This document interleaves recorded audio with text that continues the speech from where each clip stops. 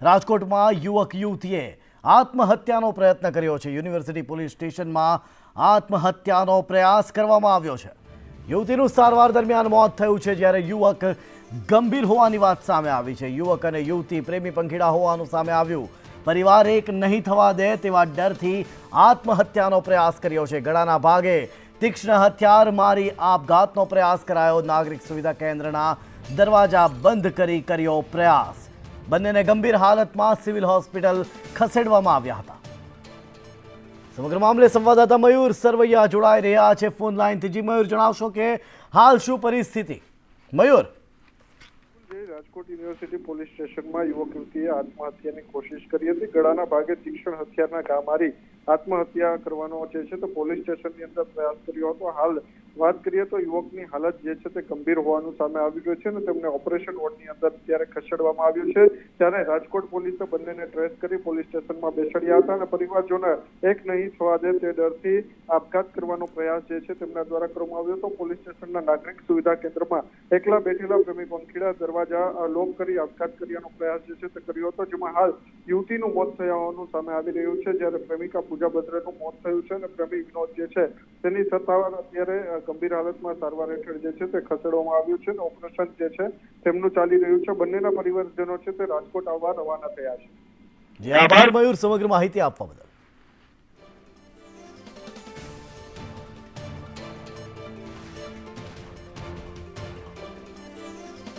આ તરફ કચ્છના માંડવીમાં પવનચક્કી ધરાશાયી થઈ છે। પવનચક્કી ધરાશાયી થવાનો લાઈવ વિડીયો પણ સામે આવ્યો છે।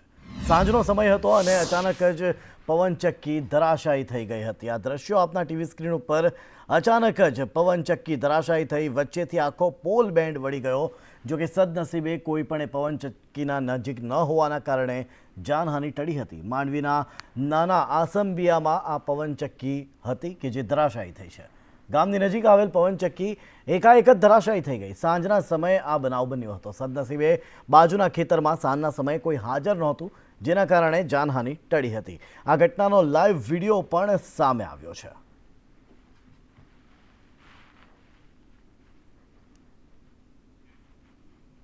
બનાસકાંઠા લોકસભા બેઠક પર ખરાખરીનો જંગ જામ્યો છે। વિધાનસભા અધ્યક્ષ શંકર ચૌધરીની જંગી સભા યોજાઈ હતી, જેમાં થરાદના સૌપુરા ગામે સભામાં વડાપ્રધાન નરેન્દ્ર મોદીને સમર્થન આપવામાં આવ્યું। મોબાઈલની ટોર્ચ ચાલુ કરીને આ સમર્થન દર્શાવવામાં આવ્યું। ગેનીબેન ઠાકોરના પ્રહાર બાદ શંકર ચૌધરી હવે ખુલીને મેદાનમાં આવ્યા છે।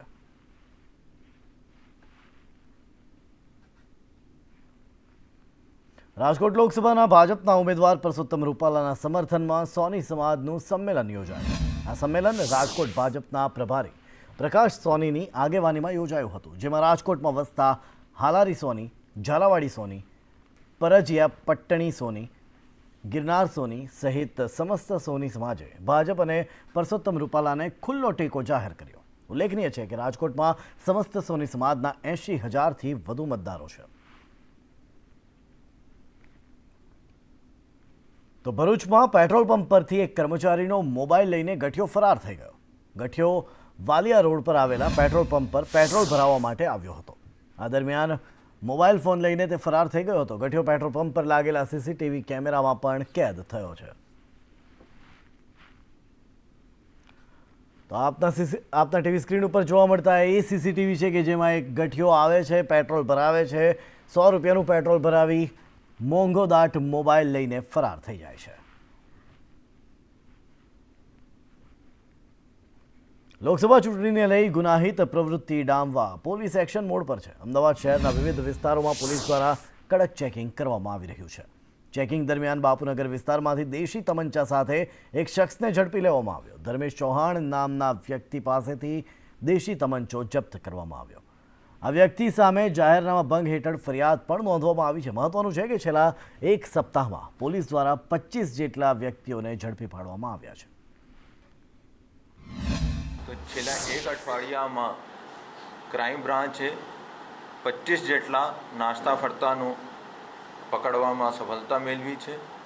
એમાં મુખ્ય છે એક અશોક જડેજાનો ગેંગનો જો અકાઉન્ટન્ટ તરીકે ત્યાં કામ કરતો હતો અને આ 27 ગુનામાં વોન્ટેડ હતો એનો કાલે રાજસ્થાન બાલોતરાથી પકડવામાં ક્રાઇમ બ્રાન્ચને સફળતા મળી છે અને એના સાથે સાથે એક ડબલ મર્ડરનો આરોપી હતો, આ જામીન ઉપર ફરાર થઈ ગયો હતો, છેલ્લા 9 વર્ષથી ફરાર હતા, એનો પણ પકડવામાં સફળતા થઈ છે. એના સાથે સાથે IPL 2020 મેચ ઉપર સટ્ટો રમાડતો હતો, એનો પણ અમદાવાદ ક્રાઇમ બ્રાન્ચે સફળતાપૂર્વક પકડ્યા છે. નવસારી શહેરમાં કેરીનો રસ વેચતા વિક્રેતાઓ પર ફૂડ એન્ડ ડ્રગ્સ વિભાગે તવાઈ બોલાવી. શહેરના વેજલપુર વિસ્તારમાં રસનું વેચાણ કરતા વેપારીઓ દ્વારા કેરીના રસમાં હાનિકારક કલરની ભેળસેળ કરવામાં આવતી હોવાનું ચેકિંગમાં સામે આવ્યું, જેના પગલે ફૂડ વિભાગના કર્મચારીઓ દ્વારા અખાદ્ય કેરીના રસનો સ્થળ પર જ નાશ કરવામાં આવ્યો. તો વેપારીઓ અને ફૂડ વિભાગના કર્મચારીઓ વચ્ચે આ સમયે તકરાર પણ સર્જાઈ હતી. મહત્વનું છે કે કેરીની સિઝનમાં શહેરમાં ઠેક ઠેકાણે કેરીના રસનું વેચાણ કરવામાં આવી રહ્યું હોય છે, ત્યારે આ કેરીના રસમાં હાનિકારક કલરનો ઉપયોગ કરી લોકોના સ્વાસ્થ્યને નુકસાન પહોંચાડવામાં આવી રહ્યું છે. ગોધરા MGVCL કચેરી ખાતે પ્રીપેઇડ વીજ મીટર મુદ્દે ગ્રાહકોએ હોબાળો મચાવ્યો. તાજેતરમાં જ ગોધરાના પુરાવાવ વિસ્તારમાં પ્રીપેઇડ વીજ મીટરમાં યુનિટ ચાર્જ વસૂલવામાં આવતો હોવાનો આક્ષેપ કરાયો, ત્યારે બીજી તરફ ગ્રાહકોના આક્ષેપ અંગે સ્પષ્ટતા કરતા MGVCLના અધિક્ષક ઇજનેરે ગ્રાહકોને અફવાથી દૂર રહેવા અપીલ કરી અને વીજ વપરાશની કરકસર માટે પારદર્શી માધ્યમ હોવાનું જણાવ્યું હતું. રેગ્યુલર યુનિટની જ ગણતરી કરીએ છીએ, પરંતુ શરૂઆતની અંદર કોઈ આગલા મહિનાનું બિલ બાકી હોય એનો ઉમેરો થઈ જાય છે. આ મીટર બદલ્યું એ દરમિયાન જે જૂના મીટરમાં જે યુનિટ વપરાયા હોય એના પણ પૈસા એડ થઈ જાય છે. એના લીધે શરૂઆતમાં એવું લાગતું હોય છે કે યુનિટ ચાર્જ વધી ગયો છે, યુનિટ ચાર્જ સેમ રહે છે. અને પાછા કહે છે કે તમારું મોબાઈલમાં બેલેન્સ, તો હમણાં હું અંદર કેશ આપવા ગઈ ને, આ રહ્યા મારા હાથમાં કેશ, એમને કેશ લેવાની ના પાડી કે તમારા મોબાઈલમાં GPay તમે શરૂ કરો અને બિલ ભરો. હવે એવી સિસ્ટમ અમને ના ફાવતી હોય તો અમે ક્યાંથી બિલ ભરીએ? એમને અમારી જોડેથી કેશ લઈ લેવો જોઈએ. અમે એવા હોશિયાર તો છે નથી કે ભાઈ અહીંયા ફોરેન બનાવી દઈએ ગુજરાતને. અને સવારમાં 1000 રૂપિયા મોકલાયા હતા તે કે 500 રૂપિયા તમારા કપાઈ ગયા, 500 રૂપિયા જમા છે કે અમુક 2 દાડા તમારી લાઈટ ચાલશે કે ફરી બંધ થઈ જશે. ઘડીએ પૈસા અમે કઈથી લાવીએ? અમારે મારે અઠવાડિયું 12 દાડા થયા, 13 દાડા થયા, જેઠ મરી ગયા. દોડનારું એ કોઈ નહીં, ભરનારું કોઈ નહીં, ઘરમાં કોણ દોડી વળે? જેતપુર નજીક રેલવેનો ઓવરબ્રિજ જોખમી બન્યો છે. જેતલસર ચોકડી પાસે નેશનલ હાઈવે પરના ઓવરબ્રિજના સાંધા ખુલ્લા થઈ ગયા છે, જેનો એક ભાગનો બીજા ભાગ સાથે જોડતા 2 સાંધાઓ વચ્ચેથી કોન્ક્રીટ તૂટી જતા પુલના સળિયા બહાર નીકળી ગયા છે અને લોખંડની પ્લેટ પણ તૂટી ગઈ છે. ત્યારે રેલવે લાઇન ઉપર આ તૂટેલા બ્રિજ પર લોકો જીવના જોખમે પસાર થઈ રહ્યા છે. ભારે વાહન પસાર થાય ત્યારે લોખંડનો સળિયો રીતસરનો હવામાં ઉછળી ઝોલા ખાવા લાગે છે. વાહન ચાલકોએ તંત્રને અનેક વખત રજૂઆતો કરી છે. આ પુલને રિપેર કરવામાં નહીં આવે તો એક ભાગ જુદો પડી ધરાશાયી પણ થઈ જાય તેવી પરિસ્થિતિનું નિર્માણ થયું છે. વાહન ભરેલું હોય અથવા તો એક્સિડન્ટની પ્રોબ્લેમ રહે, બ્રેક મારીએ તો પાછળવાળા વાહન આવી જાય, લાગી જાય અને વાહનમાં તકલીફ પડે છે. એટલે બહુ તકલીફ નુકસાની એટલે કે અને વ્હીલ પ્લેટ તૂટી જાય છે અથવા તો પંચર પડી જાય તો વાહન રોકાઈ જાય છે. તો મારે અહીંયાથી ડેઈલી આ બ્રિજ ઉપરથી નીકળવાનું હોય છે. ત્યાં તમે આમાં જોઈ શકો છો કે અહીંયા કેટલું અંદરના જે સાંધા છે એમાં તૂટી ગયેલું છે બધું, કેટલી આપણે બહાર નીકળી ગયેલી છે. આમાં ગાડી અત્યારે હાંકવામાં એટલો પ્રોબ્લેમ આવે છે કે ખડકા આવે છે, આપણે ગાડીને નુકસાન થાય છે. નાની મોટી ટુ વ્હીલ હોય તો એ તો આમાં બ્રેકરમાં અંદર પડીને નીચે પડી જાય એવું છે. તો તંત્રને અમારે એવું કહેવાનું થાય છે કે ભાઈ તાકીદે જલ્દી રિપેર કરવામાં આવે.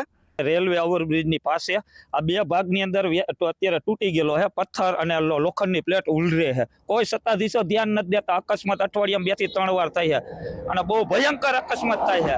કોઈને સત્તાધીશોને આ ધ્યાનમાં જ નથી આવતું અને અત્યારે 2 ભાગમાં હાવ તૂટી ગયેલો. જેતપુર સોમનાથ નેશનલ હાઈવેને જોડતો જેતપુર બાયપાસ રોડ, જે જેતલસર જંકશનથી રેલવે ટ્રેક ઉપર બનેલો આ નેશનલ હાઈવેનો બ્રિજ છે. અને આ બ્રિજ ઉપર જે આ સાંધા આપ જોઈ રહ્યા છો બ્રિજ ઉપર નેશનલ હાઈવેના, તે વારંવાર છૂટા પડી જાય છે એકબીજાથી અને તેના જે આ સાંધા ઉપર આ જોડતા આ બંને જે લોખંડની પાર્ટ છે, આ લોખંડના સાંધા છે તે જુદા પડી જાય છે અને આના પથ્થરો જે પણ તે જુદા પડી ગયા છે. તેને કારણે થઈ અને અહીંથી જે વાહન પસાર થાય છે તેમાં નાના વ્હીલવાળા નાના વાહનોને તે પારાવાર મુશ્કેલીનો સામનો કરવો પડે છે. हितेश राठौड़, संदेश न्यूज, जेतपुर। કોંગ્રેસના રાષ્ટ્રીય અધ્યક્ષ મલ્લિકાર્જુન ખડગેની દાણી લીમડામાં જાહેર સભા થઈ. દેશમાં હિન્દુ મુસલમાનથી શું પેટ ભરાઈ જશે? ખડગે આવા આક્ષેપો કર્યા. સાથે જ કહ્યું કે ભાજપવાળા કહે છે કે જેમની પાસે વધારે બાળકો છે એમને કોંગ્રેસ રૂપિયા વેચી દેશે. અરે ભાઈ, તમારી પાસે બાળકો નથી, એમાં અમે શું કરીએ? ભાજપવાળા કહે કે એવું કશું અમે નથી કરવાના. SC ST માટે જે ભાજપ નથી કરી શક્યું તે અમે કરીશું એમ ખડગેએ કહ્યું. बाबा साहब अम्बेडकर ने संविधान पे दिया है, गांधी जी ने दिया है, नेहरू जी ने दिया, इन्होंने क्या दिए? अरे इनको देश के लिए लड़ेंगे भाई। अब आज बोलते हैं देश के लिए हम लड़ रहे हैं।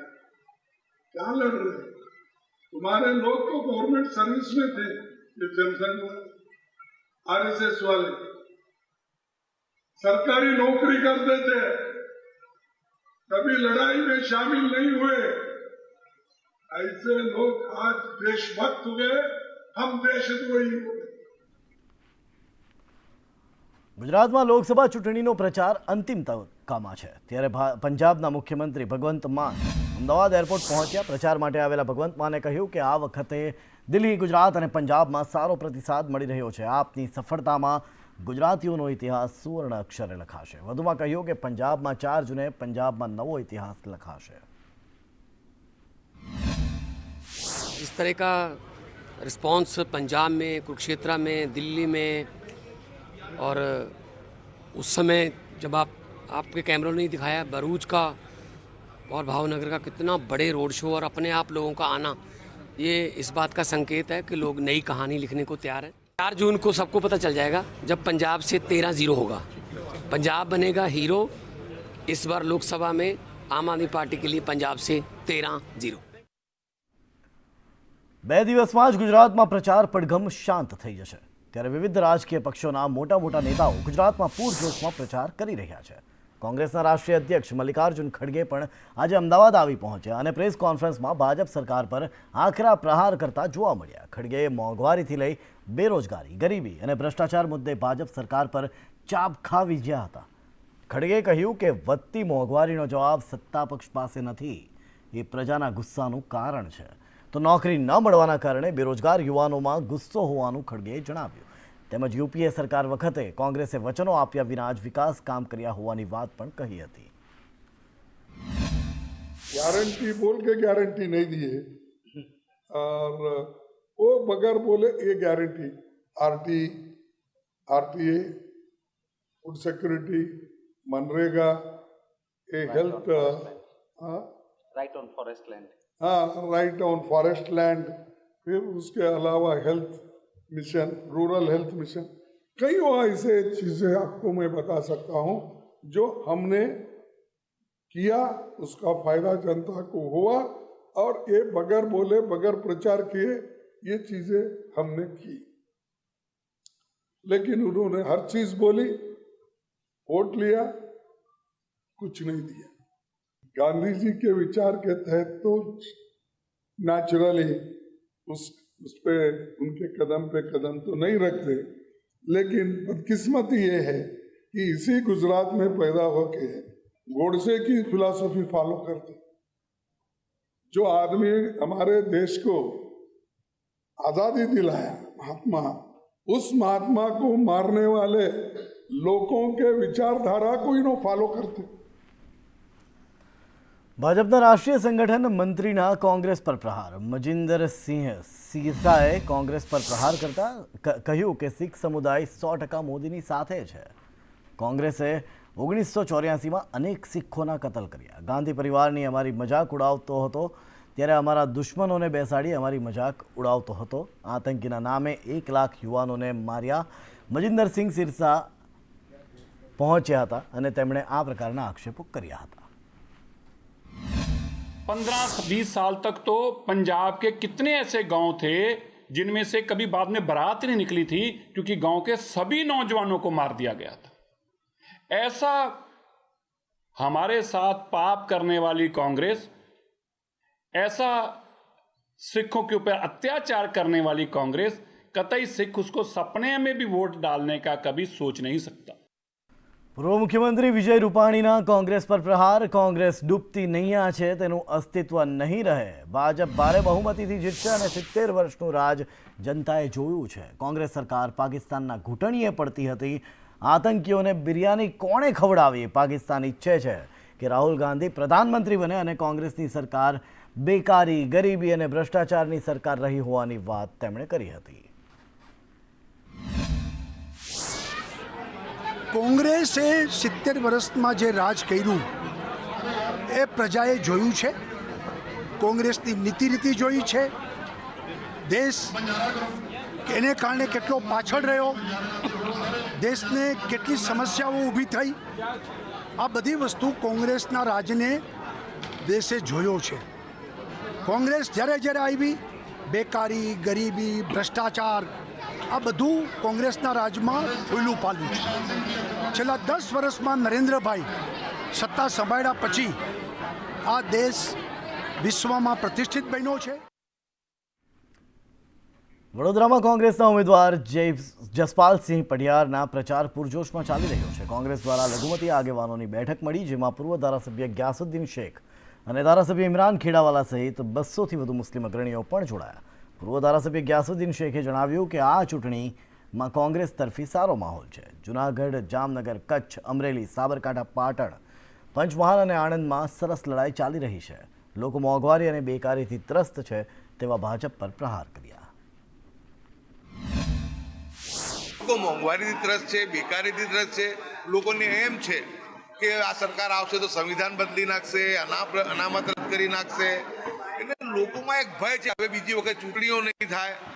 એ બાબતોને લઈને પહેલી વખત જોઈ રહ્યા છે કે ક્ષત્રિયો હોય, પાટીદાર ભાઈઓ હોય, ઉચ્ચ જ્ઞાતિના અમારા બ્રાહ્મણ સમાજના હોય, જૈન સમાજના હોય, મુસ્લિમ્સ, આદિવાસી, દલિત, ઓબીસી તમામ સમાજ કોંગ્રેસને સમર્થન કરી રહ્યું છે। નહીં તો દરેક વખતે એવું થાય કે કોઈ એક સમાજ સાથે હોય પરંતુ બીજો સમાજ સાથે ના હોય।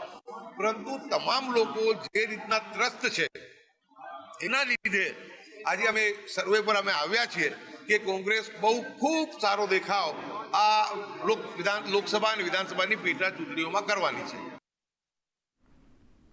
જૂનાગઢ બેઠક પર ભાજપના ઉમેદવાર રાજેશ ચુડાસમાના સમર્થનમાં આજે સાગરપુત્ર માછીમાર સમાજની સભા યોજાઈ, જેમાં કેટલાક પ્રશ્નોને લઈ સભામાં ગરમાવો જોવા મળ્યો। વેરાવળમાં યોજાયેલી ભાજપની સભામાં માછીમાર આગેવાનોને સ્ટેજ પર જાહેરમાં પ્રશ્નો લઈ રજૂઆત કરી અને ઉમેદવાર રાજેશ ચુડાસમાએ સાંભળી હતી।